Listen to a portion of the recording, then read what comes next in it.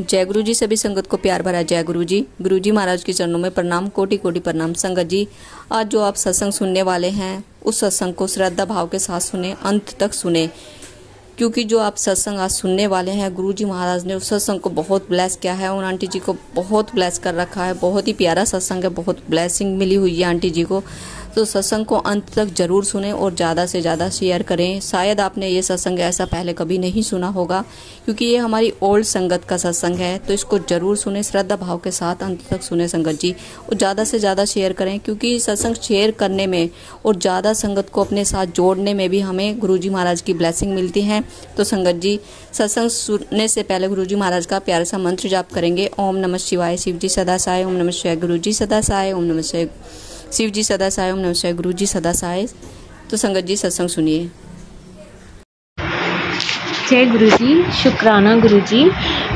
मैं आज गुरु जी का शुक्राना सत्संग गुरु जी के मंत्र जाप से स्टार्ट करूँगी। ओम नमः शिवाय, शिव जी सदा सहाय। ओम नमः शिवाय, गुरु जी सदा सहाय। ओम नमः शिवाय, शिव जी सदा सहाय। ओम नमः शिवाय, गुरु जी सदा सहाय। जय गुरु जी, शुक्राना गुरु जी। संगत जी, आप सभी का भी शुक्राना शुक्राना शुक्राना। गुरु जी आपको ढेरों ढेरों शुक्राना। नवरात्रों में आपने गुरु जी मुझे बोला था कि शुक्राना सत्संग शेयर करो, तो अभी मैंने नवरात्रों में इतने दिन से आपका एक भी शुक्राना सत्संग शेयर नहीं किया। तो आज रामनवमी के दिन मैं आपका शुक्राना सत्संग शेयर कर रही हूँ। गुरु जी की बहुत ब्लेसिंग है मुझे। गुरु जी के बहुत मैसेज आए हैं, सब पॉजिटिव मैसेज आए, और जो मैसेज उन्होंने किए सब पूरे हुए, उसका बहुत शुक्राना गुरु जी। गुरु जी ने मेरी जो भी मन की इच्छा थी कि मैं अपने हस्बैंड के साथ माता की जोत जगाऊं, और गुरुजी ने वो मेरा काम भी पूरा कराया। उनको हमें टाइम पे मंदिर पे बुलवा के हम दोनों के हाथ से मंदिर की जोत जलवाई, और वो तो किया भी। और उसके बाद उनने बटरफ्लाई के रूप में हमें दर्शन भी दिया आरती के टाइम। देवी माता के पीछे रात के टाइम मुझे बटरफ्लाई दिखी, और वो 2 मिनट फ्लाई हुई, माता के पीछे गायब हो गई। उसके बाद मुझे दिखी नहीं कि वो कहाँ गई। तो गुरुजी ने वो दर्शन दिया, उसका भी बहुत शुक्राना गुरुजी कि आपने मुझे इतने अच्छे दर्शन दिए, मेरा काम इतने अच्छे से कराया, और मेरी पूजा सब अच्छी से कराई। घर में इतनी अच्छी से माता की जो हमने घट रखा था वो भी इतनी अच्छी से, यानी पूरी खेतरी इतनी अच्छी हुई, हरी भरी हुई है। बहुत शुक्राना गुरुजी, उसका बहुत शुक्राना। आपको मैंने साथ में बिठाया, आप माता के साथ विराजमान हुए, उसका बहुत शुक्राना गुरुजी। आपने हर पल मेरा साथ दिया, उसका शुक्राना गुरुजी। आपने अच्छी से, यानी सब पूरा काम अच्छे से कराया, सारी पूजा मेरी अच्छी कराई, उसका बहुत शुक्राना गुरुजी। हर पल का शुक्राना शुक्राना शुक्राना गुरुजी। और मैं बीच बीच में, मैं जब भी मैंने मंदिर तो मैं डेली जाती हूँ, बट बीच बीच में आपने कबूतर के रूप में भी मुझे शिव जी के पास दर्शन दिए, उसका शुक्राना गुरुजी।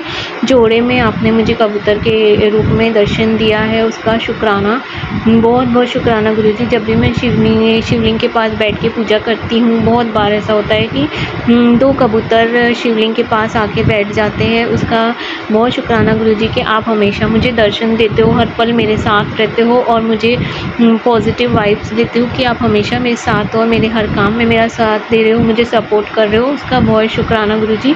आपने मेरी पूरी लाइफ यू टर्न करके रख दी है गुरुजी, आपका बहुत शुक्राना। आपने मुझे सही गलत की राह दिखा दी, उसका शुक्राना गुरुजी।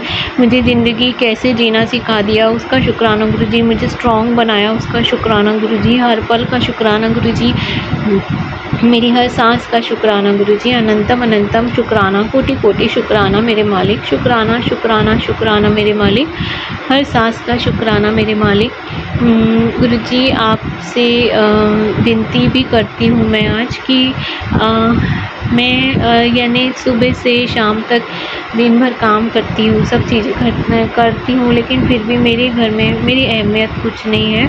मेरे ससुराल में मैं बिल्कुल मेरी वैल्यू नहीं है। सब करने धरने के बाद भी मुझे इतना सब टॉन्ट्स वगैरह और हर चीज़ के लिए नुक्स निकाले जाते हैं, हर बात में मेरी कमी निकाली जाती है, तो हर बात के लिए चिल्ला चिल्ला के बातें की जाती है, मेरी कोई वैल्यू नहीं। उसका मुझे बहुत दुख होता है गुरुजी।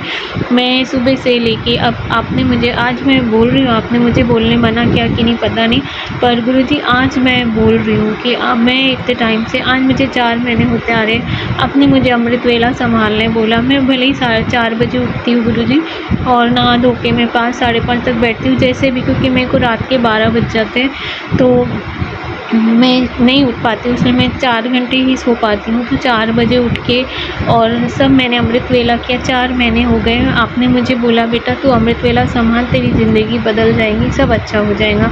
मैं ये चीज़ बोलना तो नहीं चाहती थी, लेकिन आज मैं ना थक गई हूँ गुरुजी सब कर कर के।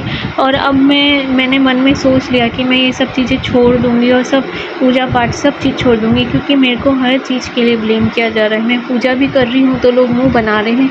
इवन मेरी सास भी मेरे से एकदम ये हो जाती है कि जैसे मैं सुबह 4 से पूजा कर रही हूँ, अगर मैं 10 बजे अपना पाठ निपटा के मैं बोलती हूँ कि मैं आरती करके उठूँ यहाँ से, तो मुझे रुकने बोलती है हस्बैंड के लिए। वो सोए पड़े रहते हैं, 10-10 बजे तक सोए पड़े रहते हैं, और वो बोलती है कि रुको और उनके साथ आरती करना।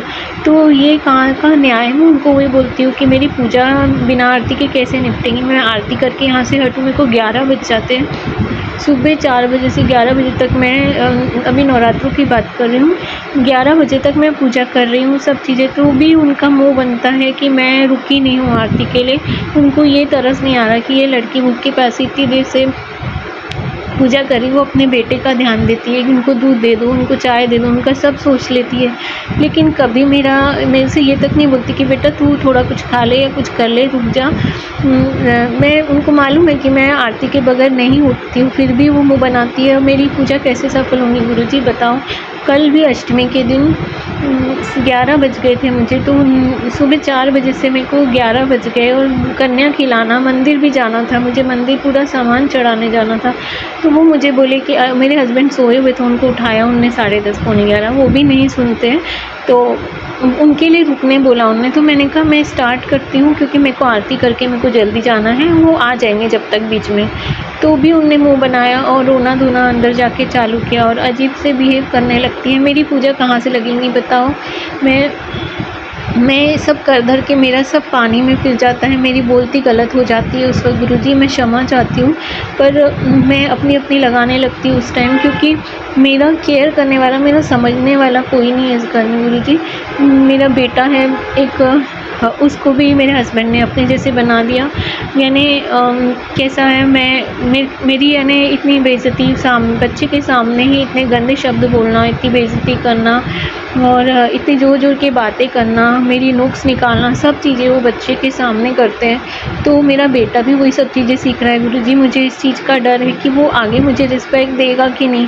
वो भी मेरे अंदर नुक्स निकालने लगा है। मेरे हस्बैंड ऐसा नुक्स निकालते हैं, वो सिर्फ अपनी मम्मी करते हैं, उनको सिर्फ मम्मी के काम दिखते हैं, क्योंकि वो सुबह से काम करती, ठीक है उनकी हेल्थ अच्छी है, वो कर रही है, अपनी इच्छा से कर रही है, उनको अच्छा लगता है। लेकिन मैं जो काम कर रही हूँ, मैं जो सुबह से 4 बजे से उठ के सब चीज़ें कर रही हूँ, पूजा पाठ संभाल रही हूँ, नाश्ता दे रही हूँ, तुमको खाना दे रही हूँ, चाय दे रही, सब दे रही हूँ, फिर भी मेरी कोई कदर नहीं। सिर्फ माँ अच्छी है, माँ ही सब कर रही है, माँ सारी चीज़ें माँ की अच्छी है, और मेरे अंदर बुराइयाँ निकलती है। गुरुजी ये कहाँ का इंसाफ है?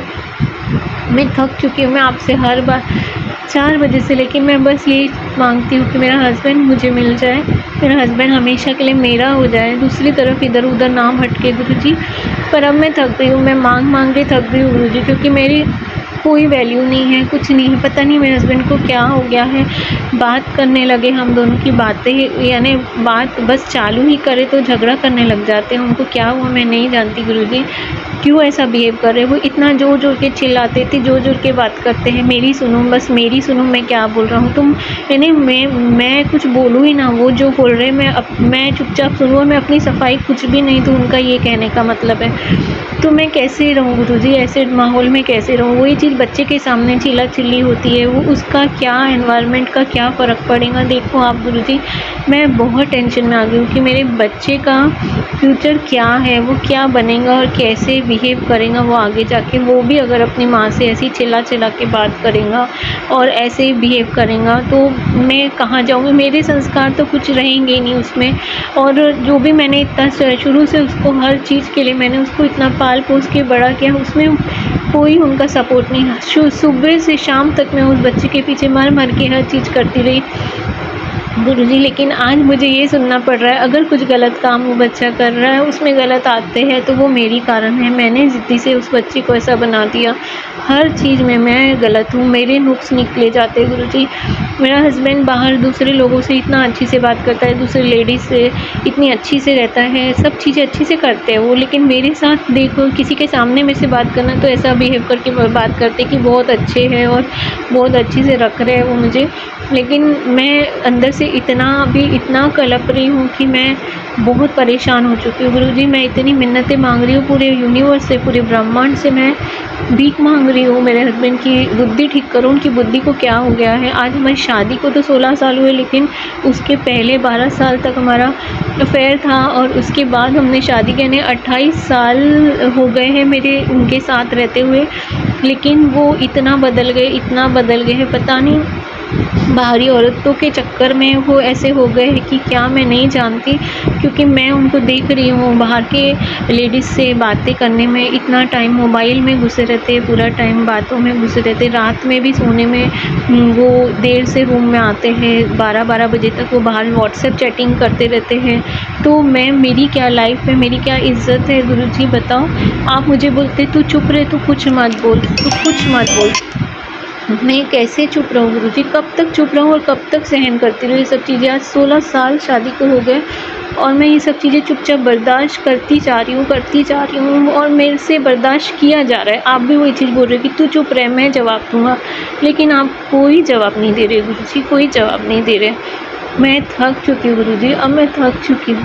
मैं आपसे मांग के थक गई हूँ गुरुजी कि मेरे पति को सुधार दो। मैं नवरात्रों में ये बोल रही हूँ, मैं क्षमा चाहती हूँ गुरुजी, पर मेरी इज़्ज़त, मेरा मान सम्मान मेरे को वापस चाहिए। मेरा पति मुझे वापस चाहिए वैसा ही जैसा मैंने उनको प्यार किया था, जैसा मैंने उनको शुरू में पाया था, जिस इंसान से मैं शादी करना चाहती थी और जिसको मैंने फर्स्ट टाइम देखा था, वो इंसान मुझे वापस चाहिए जो मुझे इतना मान सम्मान और इतनी इज़्ज़त देता था, इतना अच्छा, इतना चाहता था मुझे। लेकिन दूसरी औरतों के चक्कर में वो इंसान बिखर गया है और मुझे भी बिखेर रहा है। मैं इतना यानी पहले सोचती थी, मेरी ख्वाहिश थी कि हम यानी हस्बैंड वाइफ और मेरा बेटा हम तीनों एक साथ रहे और बहुत खुशी यानी वो पल बिताए। लेकिन जहाँ जाते हैं तो हमारा झगड़ा हो जाता है दोनों का और वो बच्चे पे चिक करने लगते हैं एकदम। तो हर बात पे चिड़चिड़ करते हैं। उनके साथ क्या हुआ है मैं नहीं जानती गुरुजी, और मैं ये माहौल से थक गई हूँ। मैं इतना डिप्रेस हो गई हूँ, मैं ना सो पा रही हूँ रात में। एक तो 12 बजे तक उनके वो चक्कर के कारण मेरे को नींद नहीं आती, ऊपर से मैं सुबह 4 बजे उठना रहता है। दिन में मेरा बेटा रात भर लेट सो के सुबह देर से उठता है, तो वो लाइट चालू करके अपना मोबाइल सामने लेके कंटिन्यू बैठा रहता है। तो मेरे को दिन में कहाँ से नींद आएंगी उसको देख के कि ये मोबाइल में घुसा है कंटिन्यू और मैं आराम कर रही हूँ। फिर भी मैं लेटती हूँ, मैं ये नहीं बोलती कि मैं आराम नहीं कर रही, पर मैं बहुत स्ट्रेस्ड हो गई हूँ गुरुजी। मेरे बच्चे की फ्यूचर को लेके, मेरे फ्यूचर को लेके मेरी क्या लाइफ है, क्या मुझे मेरे हस्बैंड ने समझ के यहाँ रखा है, क्या चाह रहे हैं वो, क्यों वो दोनों तरफ पैर रख रहे हैं, क्यों गुरुजी, क्यों वो औरत को हमारी ज़िंदगी से नहीं हटा रहे हो, क्यों, कौन, यानी ऐसी क्या आपकी मजबूरी है गुरुजी कि आप उसे औरत को हटा नहीं सकते। आप सब कर सकते हो गुरुजी, लेकिन मेरी लाइफ पूरी हेल हो गई है गुरुजी, पूरी हेल हो गई है। मैं आपके लिए इतना विश्वास करके बैठी हूँ कि आप मेरा सब अच्छा करने वाले हो, सब अच्छा करने वाले हो। आज मैं इतने टाइम से देख रही हूँ, आज 1 साल होते आ रहा है, मैं अपने हस्बैंड को सुधारने की कोशिश कर रही हूँ, मैं पूरा परिवार सुधारने के चक्कर में सब चीज़ें कर रही हूँ, मर कर रही हूँ, मैं पूजा पाठ कर रही हूँ, लेकिन उसमें भी मुझे गलत समझा जा रहा है कि ये पूरा टाइम पूजा में बैठी रहती है, इसको कोई काम धंधे नहीं है, इसको कुछ नहीं है। यानी मेरी कोई फीलिंग्स ही नहीं, मेरे काम जो मैं करती हूँ वो उनको कुछ नहीं दिख रहे हैं। मैं काम करने जाती हूँ बाहर, दोनों टाइम मैं अपना काम भी करती हूँ, 2-2 घंटे 3-3 घंटे में बाहर क्या काम रहती हूँ, दोनों टाइम वो भी करती हूँ। मैं अपने बेटे को भी देखती हूँ, उसका खाना, उसका सब देखती, नाश्ता बनाना सब मैं करती हूँ, इनको खाना देना सब करती हूँ, रात को भी सब मैं ही करती हूँ। फिर भी मेरी कोई वैल्यू नहीं गुरुजी, मैं कहाँ जाऊँ आप बताओ। मैं आपके भरोसे इतना विश्वास करके बैठी थी कि आप मेरा सारा अच्छा काम करोगे गुरुजी, लेकिन अब मैं थक गई हूँ। आज मैं पूरी मायूस हो गई हूँ गुरुजी, मैं पूरी मायूस हो गई। आप हर 2 दिन में मैसेज करते हैं कि 3 दिन में तेरा काम अच्छा हो जाएगा, ये तारीख को तेरा काम अच्छा हो जाएगा, वो तारीख को तेरा काम अच्छा हो जाएगा। लेकिन ये आज ये झूठी दिलासा मैं देख देख के ना मेरा मन पूरा खिंच गया है। मैं अंदर से इतनी दुखी हो गई हूँ कि मैं हर किसी से मैं क्षमा चाहती हूँ गुरुजी। मैं मानती हूँ मैं दूसरे लोगों के इसमें भी पड़ी हूँ, मैं पंडित को भी बोल रही हूँ, उधर भी बातें कर रही हूँ कि मेरे हस्बैंड को सुधारो, उनकी बुद्धि ठीक करो, उनके ऊपर ब्लैक मैजिक है क्या है, क्यों ये दूसरी औरतों के चक्कर में पड़े, क्यों अपनी फैमिली की रिस्पॉन्सिबिलिटी नहीं ले रहे हैं। पूरा बाहर का सामान मैं खरीद के लाती हूँ, सब काम मेरे को करना पड़ता है, मेरे को कोई सपोर्ट नहीं, मेरे हस्बैंड का कोई सपोर्ट नहीं। गुरुजी आप सब देख रहे हैं, मैं नहीं जानती आप क्या कर रहे हो, क्यों कर रहे हो, लेकिन क्षमा चाहती हूँ गुरुजी, मैं बहुत क्षमा चाहती हूँ। मैं अंदर से ना पूरी टूट गई हूँ गुरुजी, अब पूरी टूट गई। मैं प्रार्थना करते करते पूरी टूट चुकी हूँ और अब मैं सोच रही हूँ कि अब मैं सब पूजा पाठ बंद कर दूँ, कुछ नहीं करूँ गुरुजी।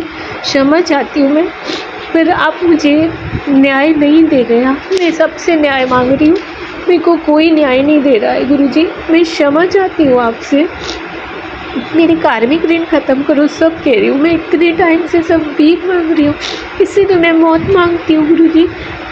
माफ़ करना, मुझे माफ़ करना। आज तक का मेरा सत्संग यहीं तक। जय गुरुजी, शुक्राना गुरुजी। ओम नमः शिवाय, शिव जी सदा सहाय। ओम नमः शिवाय, गुरुजी सदा सहाय। प्लीज़ गुरुजी हो सके तो मेरा ये शुक्राना सत्संग शेयर कर दीजिएगा और सबको अच्छी हेल्थ वेल्थ ब्लेस कीजिएगा। मेरे को भी अच्छी हेल्थ वेल्थ ब्लेस करो, मेरे हस्बैंड को अच्छी हेल्थ वेल्थ ब्लेस करो, मेरे बच्चे को ठीक रखो गुरुजी, सब अच्छा करो, मेरी फैमिली, मेरा वैवाहिक जीवन सुधार दो गुरुजी, मेरा वैवाहिक जीवन सुधार दो गुरुजी। वो घर में रहना मुझे बहुत काटने लगा है गुरुजी, प्लीज़ मेरा कोई अपना नहीं लगता है। जय गुरुजी, शुक्राना शुक्राना शुक्राना गुरुजी। सत्संग को अभी हम यहाँ विराम करेंगे। विराम करने से पहले गुरुजी महाराज का प्यारा सा मंत्र जाप फिर से करेंगे। ओम नमः शिवाय, शिव जी सदा सहाय। ओम नमः शिवाय, गुरुजी सदा सहाय। ओम नमः शिवाय, शिव जी सदा सहाय। ओम नमः शिवाय, गुरुजी सदा सहाय। जय गुरुजी, शुक्राना गुरुजी, लव यू गुरुजी महाराज।